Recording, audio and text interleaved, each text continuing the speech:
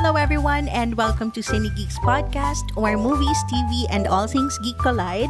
I'm your host Angela and I'm very excited for this episode because we have three very special guests with me. It's my privilege to introduce them to you. And to start off, I'd like to introduce one of my bestest friends in the world. He is a big fan of Drag Race since RuPaul's Drag Race and, of course, Drag Race Philippines. This is Norman. Thank you for that kind introduction. Akala ko sasabihin mo that I'm a drag queen myself. Anyways, hello everybody. Thanks for having me to be here in this podcast. Of course, another big fan of Drag Race and drag culture. Also, a podcaster from the Sunny Sesh podcast, Mathon. Yay, thank you so much for that beautiful introduction. I feel like I'm a drag race contestant because of that intro. Well, I'm so excited to talk about it. And yes, why don't we go along? And of course, together with us is Jello. He is a newbie Drag Race fan, and I hope he catches up because he really enjoyed it. And he is also Mathon's significant other. Yeah. Hello, Jello. Hi, thank you for inviting me here. New fan sa Drag Race, no? So, and Mathon's partner. So, yeah, I hope I say a lot or contribute a lot in here. Thank you. Again, this is a review of the recently opened Drag Race Philippines Season 2. So, yung ating lovebirds medyo sobrang sweet no? Habang nanonood sila, na talagang magkayakap. So, napapasana all talaga kami. Exactly my point. Grabe naman kayo sa amin. Oo, paminsan-minsan lang naman to, kaya pagbigyan nyo na. Anyway, so just as Norman said, we are reviewing the Drag Race Philippines Season 2 premiere. So it premiered last August the 2nd, last Wednesday, and we watched it together today on a weekend on Sunday. And here is our reaction of the Season 2 premiere. This is only part 1. So they introduced 6 queens this episode. So okay, why don't you go ahead and start off with our reactions to the first 6 contestants, Mathon? Yeah, so the Drag Race Season Philippines 2 started off with Arizona Brandy. Wow, grabe yung pa-intro niya kasi it's my first time to see a drag racer with a drip. Pero hindi siya gluta. Pero yung drip. What was the drip? Oh, it was a brandy. Very interesting, right? Yeah, diba? Direkta sa ugat. Pumuputok sa mukha. Exactly. Tapos nasundan siya ni? Well, the second one that introduced herself very Scarlet Envy was Matilda. Yun. Yeah. Ginawa ko siyang character ng kabataan. Matilda nga. Matilda.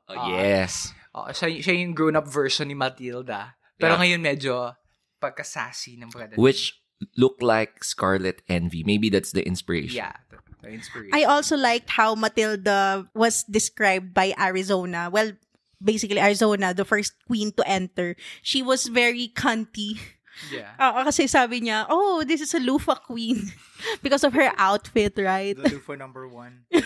Loofah number 1, that's right. Anyways, who's next? Tiny Deluxe. What can you say, Jello, about Tiny Deluxe? Oh, well, Tiny Deluxe is like Singing diva. Cindy Muse. Candy Muse. Candy Muse, yeah. Yung sa America's Drag Race, no? Well, I was amazed by his bravery and confidence, no? Yung besides the body that he has. Because she's a plus size. Yeah, a plus size, and the confidence is overwhelming. Mm-hmm. Yeah, she carried himself well, talaga. Unapologetically beautiful. Exactly. Right? All right. And did you also notice her Dora the Explorer inspired outfit? Dora in a drag manner, Drag no, form. in an extravagant manner. No? I liked it. Oh. How about our fourth contestant? That was Nicole Pardo. Oo. Exactly my point. Talagang puro exactly nasasabi ko dahil yung pronunciation at saka yung spelling ng kanyang drag name, sabi ko, ano daw? Well, she is a Cebuana queen. Yeah, that's right. And nagulat ako doon because pwede pala. Pwede pala kahit somehow may dad na siya. Pero this is very phenomenal because nakakaiba yung tinanggap nilang ang contestant for the Drag Race. Yeah, Diba? that's right. So, next to enter was the first transgender contestant of Drag Race Philippines. Mhm. That's right. It's Captivating Kat Kat. And she is very much known in the drag arena dito sa Pilipinas, drag community here in the Philippines because she's also a transgender. And gaya nga ng sinabi natin is siya yung ahead sa age dun sa Yeah. mga kasama niyang contestants. Well, just a trivia, she's been doing drag for 22 years. Exactly. Wow. She's like the mother of drag performers. Actually, when she entered, everyone knew her. Mhm.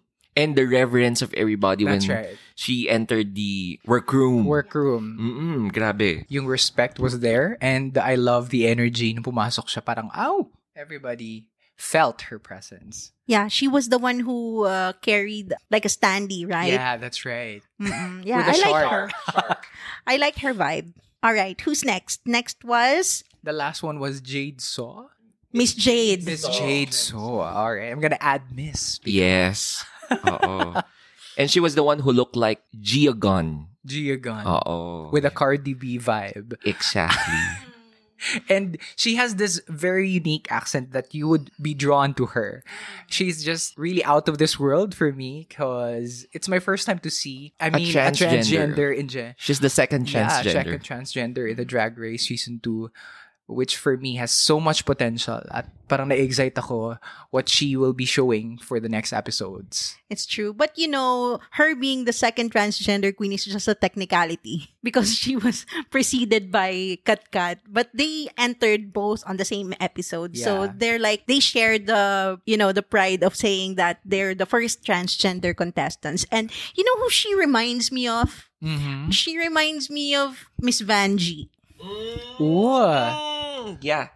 She has that look that talks about or speaks about Vanjie. Miss Vanjie.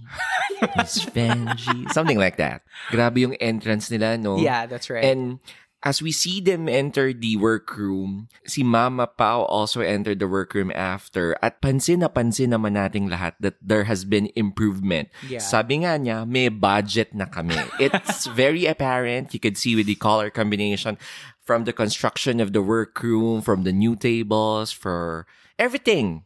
That's Sobrang improve. Halatang-halatang nakaka-LL na ang Drag Race Philippines. At hindi lang may budget doon sa production, mayroon din silang budget in terms of her looks kasi 'di ba? And his personality as well. Queen Pao was very evidently improving in terms of her hosting skills as well. Kasi Exactly. she if you notice in Drag Race episode 1, she was still holding back nung present niya yung mga drag racers, but now parang she's more comfortable. Yeah. Mama Pao embraced her being the RuPaul of the Philippines here, She was more free this time. Before, if you watch season 1 of Drag Race PH, ano siya, marami siyang inhibitions, reserved pa yung movements niya. Right now, she's moving freely. She's embracing it. Yes. Correct. Yeah, it's like she already owned it this time. Yes. Yeah. I also noticed that, and we also did notice the weight loss, right? Yes. Physical transformation. Diba? And some other transformations that we all know happened somewhere in her face. Yeah. But yeah, big improvements, big level up. I love the hair. Medyo kakaiba at medyo Agree. it's something that would really make you turn around. Every now and then I'm gonna Even the dress that she wore now, it's better than before. Yeah. And I think what really stood out in season 2 is that they were able to choose drag racers coming from different backgrounds, right? There are those na matagal na sa industriya, and there are those na bago. Imagine 22 years old, 22 years performing drag race. Yes, I And- agree. Some of them even started in Kumu. That's right. Yung iba, 2 years pa lang no? Oo. Versus sa 22 years. Yeah, that's right. Well, so one of the contestant months pa lang. Oh, Right, yeah, right. That's right. See, that was tiny. Yeah, that's Mm-mm. Tiny Deluxe. So So I'm it's- so excited. It's wonderful to see representation Very yung diverse. contestants. Very Mm. diverse. Anyways, so what stood out to you during the introductions? Well, to me, stood out very much was, of course, Arizona Brandy. Ah, Because he reminds me, or she reminds me of Detox, that's one. And walking inside a workroom that is very popular talaga with the F. Popular in nawid lang ako the... dun sa Fapula. Yes, popular. Very renowned worldwide is yung meron nga siyang drip. Yeah, That's one. that's right. Second to me is, of course, captivating Cat Cat. Mhm. Not because of the shark, but because she really looks like a tita from Japan who came home. That's right. How about you, Zello? For me, Miss Jade. So, for me, she was the most chill in the workroom. No, she was carrying herself with confidence, with ease. No, Mhm, chillax mhm. lang siya. Yes, yes. So who stood out to you most, Nathan? I think that was captivating Cat Cat. She was really captivating. And in her entrance look, everybody will be drawn to her. And this reminded me of Mystique from X-Men. I love Mystique. You know, I love her personality. And I think that she's going to embody that in the future episodes. Maka I love Mystic naman to. Close kayo. Yeah, she writes letter and tapos napaparamdam siya sa akin sa dreams ko. She So, emails you yeah. pala. Nakasisi. Mm-mm. Si captivating Cat yung captured you talaga. Yeah. She captivated you. Yeah, she was really captivating. Mm-mm. Ako pala, before I forget, Arizona Brandy, captivating Cat.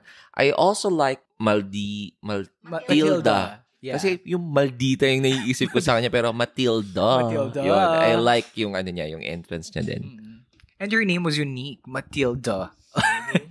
Yeah, I'm gonna have this bold prediction that Miss Jade So will be a fan favorite. Yeah, that's right. I think she will go down in history as like the Pinay Miss Vanjie. Miss Vanjie.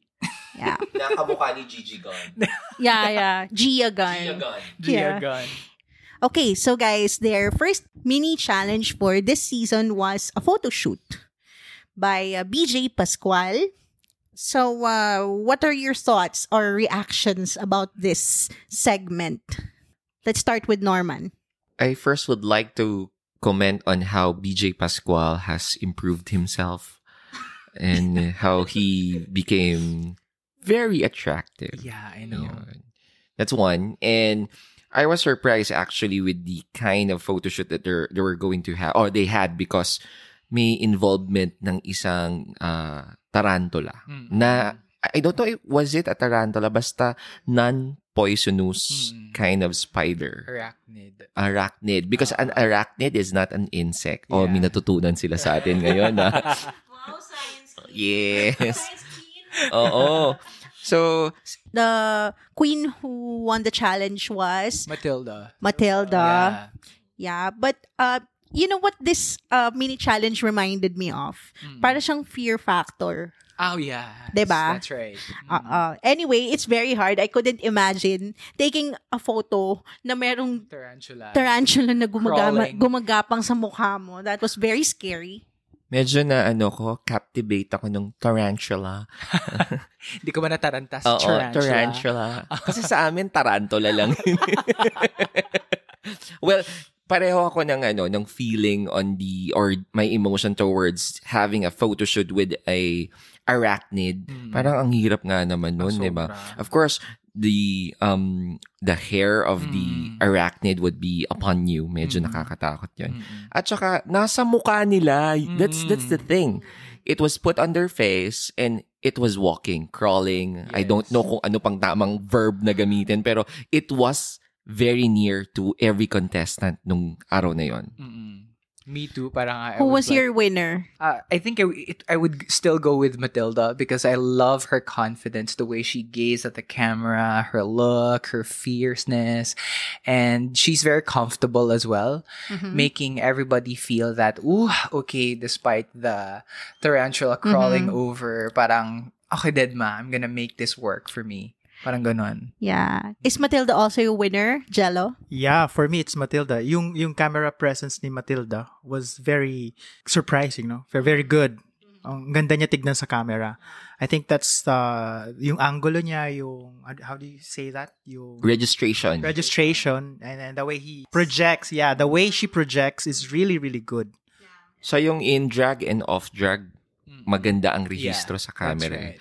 Nung pinanonood natin, lahat tayo nag-react na rehistro niya sa camera Mahal na is mahal very siya. good. Mahal na mahal siya. Tsaka the projection stood out. Grabe. All right. So we proceed now to the Maxi Challenge. Yes. Yeah. So they were asked to be in a girl group Yes. on the first episode. So this is very out of the ordinary for Drag Race because this is normally in the middle of the season, right? So yeah, what did you think about it? There are just 6 contestants at this time. So you can't do so much with 6 queens. What did you think, Norman? I think kaya naging in group kagad sila for a presentation is because yun nga, 6 lang sila. So it's easier, maybe. That's one. And because having 6 usually is in the middle of an other seasons. Having 6 contestants, middle na yun ng competition. So having it said na 6 sila at the beginning of the season, yun na, siguro girl group kagad or meron dance prod kagad na ginawa. At nagkaroon din sila actually ng recording. Ni-record nila yung kanilang mga songs. Sila din na nagsulat.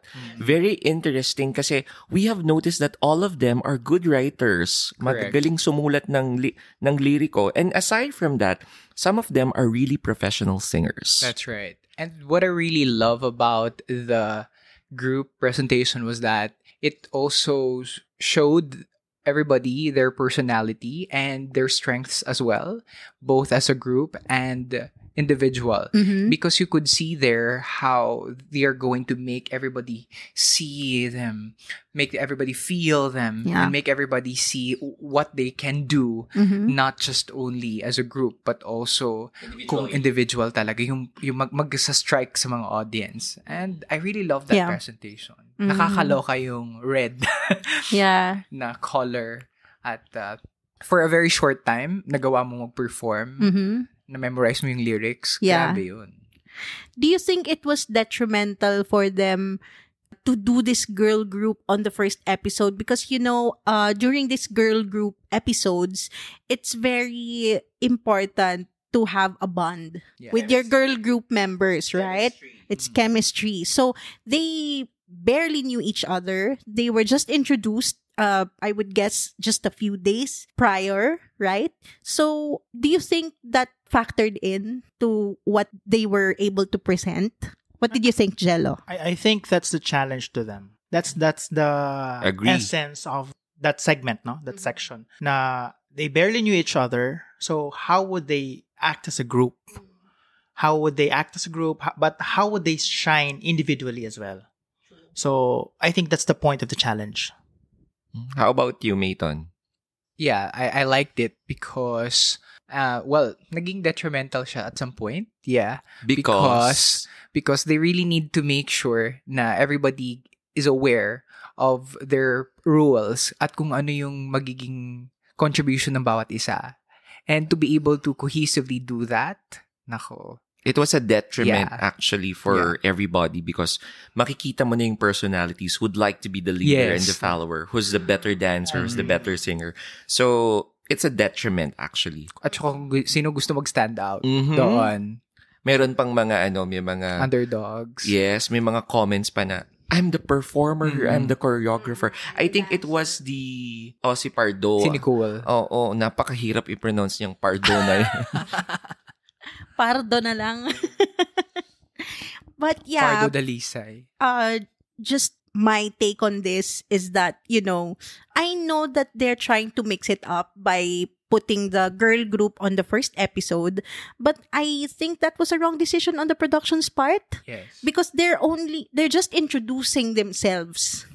Parang hindi rin masyadong masaya si Mama Pao on the performance. Kasi nga, girl group is usually pinapakita kung paano sila mag-work together as a group. That's after they establish themselves.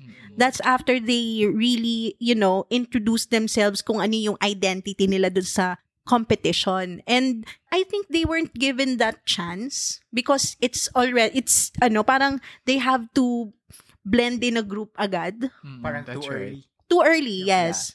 And I think it was also a challenge because Pop Off Ate was very phenomenal during season 1 eh. Like everybody knows the song, but now how they're going to make it stand out. So parang I feel na-challenge sila doon at talagang ramdam na parang na-pressure sila kung paano nila mapantayan or ma-level man lang. Especially in the presence Yes. of two members of Fourth Yeah, Fourth Impact. Impact. Oo. So, may pressure. I think nakatulong din naman yung presence nung dalawa because there are very good singers and they have good ears.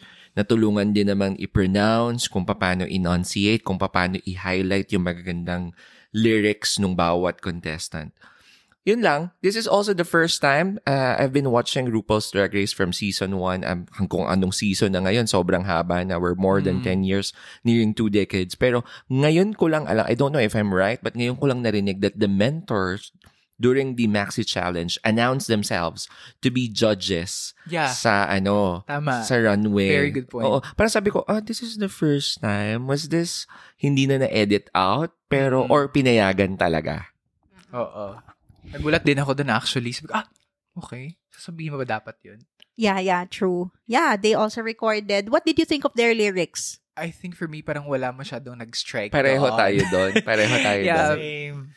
Oo. Bilang performer, parang I always look for the lyrics. I always look for the sound. I always make sure na merong magtatak sa akin. Pero I just saw a group presentation na parang, okay. Na walang unison. Yeah, that's na walang right. unison. Parang sapaw over the other. That's Sapaw right. over the other lang nangyari. But they were one in red. Yeah. Yun lang. Yun lang.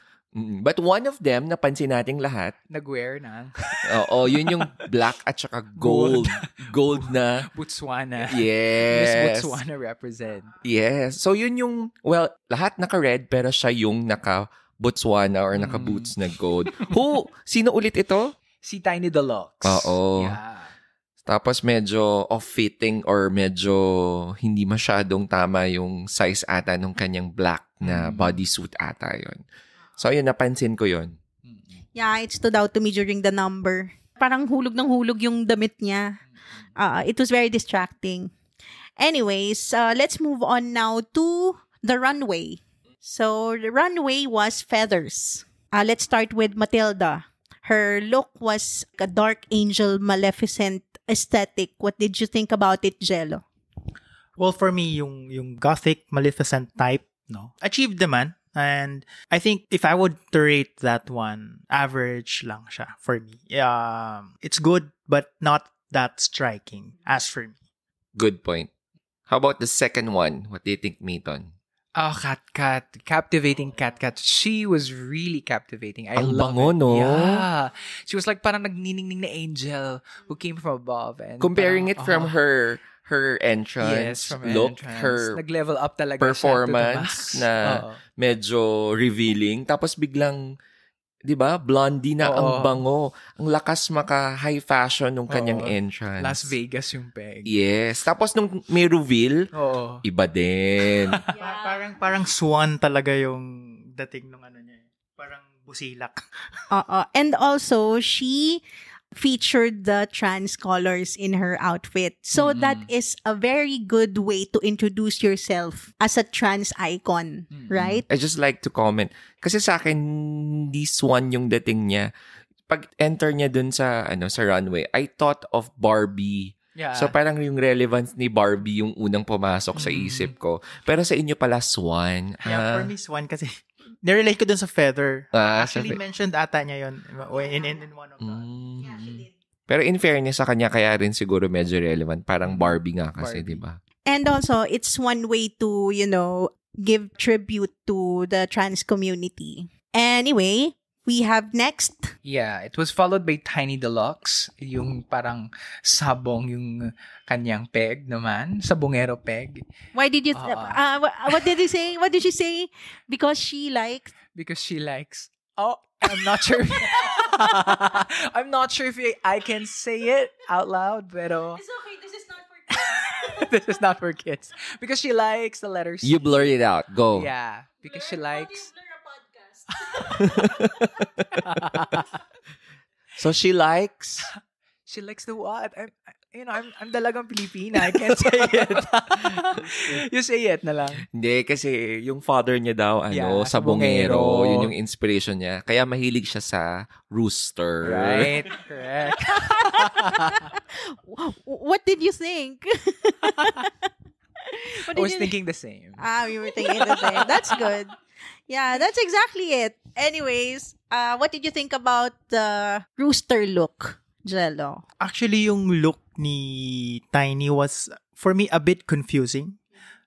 Chaotic, maggulo siya. She wasn't able to showcase yung rooster dun sa kanyang Headpiece. hat. Yeah, yung headpiece kasi natakpan eh.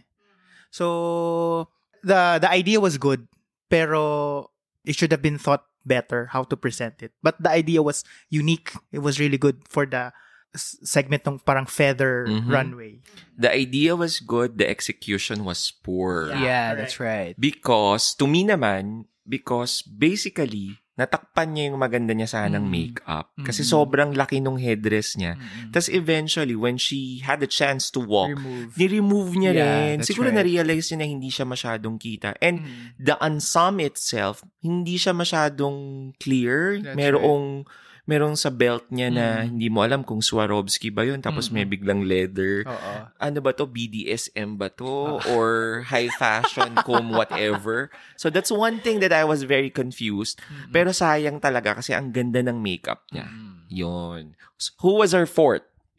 We have Nicole Pardo. Ano ba yan? Pardo de Lisa.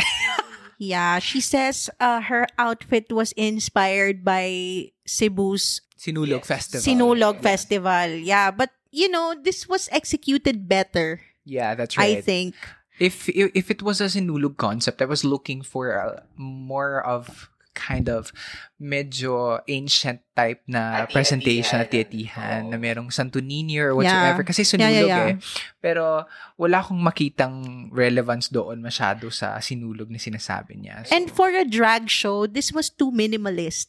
Actually, for me, it was underwhelming. Kasi when you say sinulog, it should be extravagant. Bongga dapat. Yeah, correct.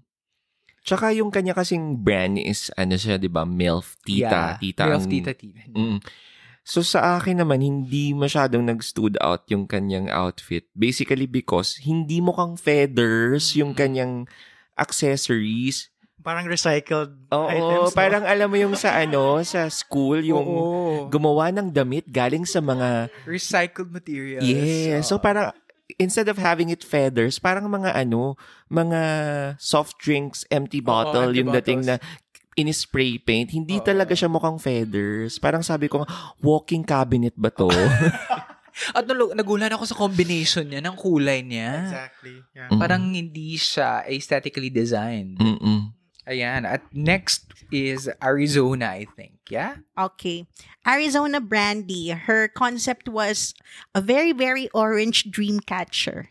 What did you think, Mason? I love it. I love orange. Kasi parang nung medyo malayo, hindi ko pa ako masyado na-appreciate. Pero nung nag-close up na siya, sabi ko, oh my God, that was amazing. Kasi parang unique yung, for me, orange, para piliin mo. Napaka-bold mo para piliin yung ganong kulay. Sinabi niya nga favorite color niya daw blue. Hindi, orange talaga yung favorite color niya. Pero to me naman, Arizona Brandy, okay yung outfit niya kasi it represented a phoenix to me. And stood out. Kasi orange ba laman yung piliin mo? It was very good. Pero kung titignan mo, parang lulubog kasi yung iba ang lalaki ng mga damit.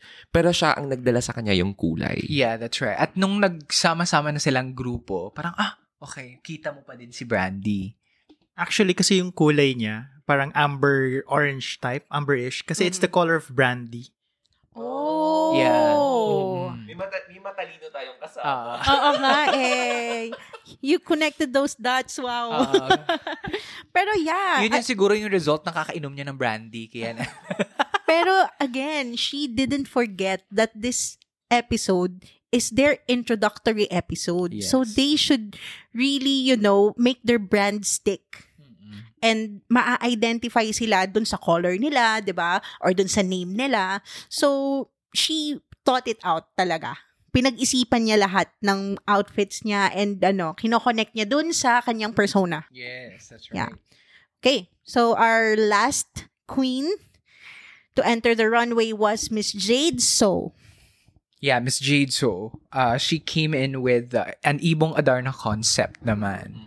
Which for me was, oh my God, kakaiba. Kasi she presented something different because she had her eyes changed dun sa kabila. Merong ibang kulay. Tapos meron din dito na medyo bare. And nang lumabas na siya, parang nagulat kami. Nagulat tayo kasi sa group presentation nila, masyadong revealing. Pero when she came in with that concept, parang, medyo nag-reserved siya something for herself. Well, for Miss Jade, so yung runway dress niya, actually, it was like telling a story. Because Ibong Adar na pag yung nagiging bato ka kapag na, ano ba yun, naiputan ka or something. Yeah. Yes. So, yung mapapansin mo yung right face niya, parang turning into stone na siya. Yeah. And then, other parts was lively pa. Mhm. Well, yeah, I agree na yung unang dance nila, she was revealing, tapos ngayon Yes. she was covered in feathers. I think that was a good transition for me. It was pointed out by Kalad Karen din di ba? But to me, it didn't look like an Adarna. It looked like a sari manok. Exactly. That's what I wrote on my notes. Sari manok, yung lumalabas sa TV before. Yeah. Pag sign off na ng isang stasyon, that's one. Tapos hindi ko na-gets actually kung hindi sinabi ng judges or ni Kalad Karen ata or ni Jiggly Calian. I don't specifically remember who said it, na yun pala yung concept niya, yung pagiging bato. Pag nagkaroon ka nga ng ipot, magiging bato ka. Kasi akala ko banlag lang yung peg niya. Alam mo, o kaya nakatarata yung isang mata. Sorry. Sa totoo lang, yun talaga yung naging effect niya sa akin. To me, it was a brilliant idea to showcase Ibong Adarna. We all studied Ibong Adarna during our high school days. It's one of our favorite literature piece. However, the execution to me wasn't that good. I mean, okay, she was covered nung kanyang runway look, nung kanyang presentation, so revealing, merong variation, pero yung execution niya dito, siguro in person or as you see it live, mas maganda siguro. Pero ito hindi ko talaga masyadong parang, anong meron? Yeah. When you need to explain your look, yeah, that's a sign Yes. na your message is not getting across. Exactly. So parang, ang tingin ko ano ba to? Para ba tong zombie apocalypse ba tong sari manok look na to? Yun sa akin Or maybe she just wants to showcase din naman na she's not just a hubadera. She also reads. And she has a different side.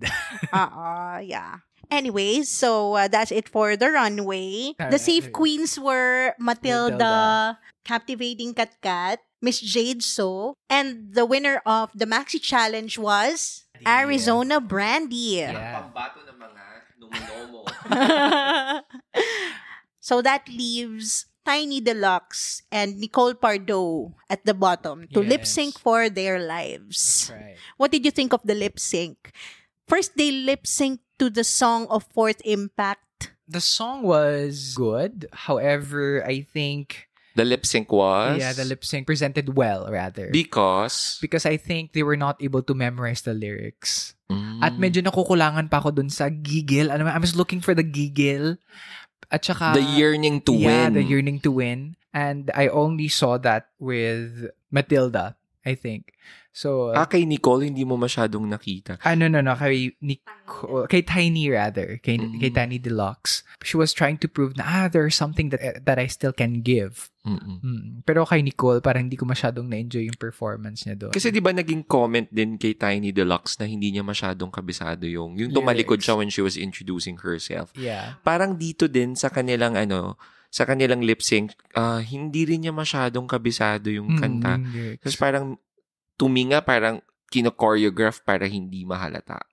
Yun. Tapos, yung kanilang, kasi diba sa Drag Race, most often than not, merong mga reveal or may mga pasabog, di ba? parang yung paghubad nila ng mga headdresses nila Ang was bilis. ang bilis. It was Oo. too early for them to do that. Pero sa inyo, Maton and Jello, Mayton, kasi mas gusto ko yung Maton eh. For you, Mayton and Jello and Angela, sino sa inyo talaga dapat ang nanalo sa ating lip sync battle? For the lip sync, I would agree with the judges that it was Tiny Deluxe. She was more energetic. And she was more present, although the lip syncing was a little bit wonky. Yeah, she was not able to really establish herself as being a lip sync assassin. But she has the moves. She can dance better than Nicole Pardo. Because Nicole Pardo was a little bit stiff for me. And tama nung binaba nila yung headdress nila, sobrang unceremonious. Na parang naglapag lang sila ng dala-dala, parang ganun. How about you? Well, for me, gusto ko yung ginawa ni Tiny na when Nicole was about to make a tumbling from the center of the stage, hinarangan ni Tiny si Nicole for a while. Parang it disrupts, no, yung may ipapasabog si Nicole tapos ininterrupt niya yon. So I think Tiny there was so eager to win. She was strategic. So, yeah, strategic siya doon. Parang nagkaroon siya bila ng stage presence, yung nalaman awareness doon sa stage. Yeah. So, yes, I guess, tama si Mason eh. The giggle was not there. Pero kasi, this is also one of the first instances that I saw in Drag Race competition na first episode pa lang, tinanong kung sino yan yung uuwi. Kasi, parang dapat nasa gitna siya eh. Usually, nasa gitna siya. Kasi, dapat meron na silang mga relationships. And then, they would feel betrayed when somebody says na, who should go home? And then, you would say your friend. Parang ganon. Parang mas malalim na yung bond nila by the time na RuPaul would ask that question. Pero this time, first episode, mas wala siyang impact. Dati, it would make or break friendships. Wala pa kasing bonds, no? Yeah. Lahat naman sila nag-apologize to each other kapag bumoboto. Pero ako, when they voted na si Tiny Deluxe, tapos parang naging even or almost even na dapat si Nicole yung pauwiin. Parang ako, I was also agreeing na dapat si Nicole yung pauwiin. Yeah. Basing it from the performance, from the runway look, and even sa kanilang first mini challenge. Parang si Nicole, kahit nung nasa runway look, hindi ko masyadong ma-appreciate yung mantikilya niyang makeup. I mean, yung kanyang parang sobrang daming highlighter. Highlighters. Hindi ko masyadong ma-appreciate yon. And kaya rin gusto ko sana na siya yung umuwi. Is basically because hindi niya na-execute yung gusto niyang mangyari. At least kay Tiny Deluxe, part of it was executed well. Part Right. lang, hindi all. Di pa siya nag-full out. And to also add, for Nicole, I was looking for something that would also give her parang a unique experience, her audience a unique experience. Kasi yung styling niya, hindi siya plakado. That alone, parang nakikita medyo gulong-gulo. Mula dun sa pagpasok niya, mula dun sa Pero niya. seasoned na yan, di ba? Seasoned queen na. Yeah, Oo. she said na seasoned na siya, but it didn't reflect doon sa naging overall performance niya. So, yeah. I think Nicole Pardo only started during the pandemic. Also, Tiny started. Tiny was just months lang. So they're both relatively new in drag. But for me, Tiny Deluxe carried herself better. Yes. She appeared to be the one who's more seasoned. Diba? Parang mas may experience siya sa pagpa-perform in public because she's a singer. Right. And Nicole Pardo only performed on Kumu. That's very different. Correct. Do you agree that ang pinauwi talaga or who shade away was Nicole Pardo? Do you Yes. agree? Yeah. Yeah. Yes. Yeah. Me too.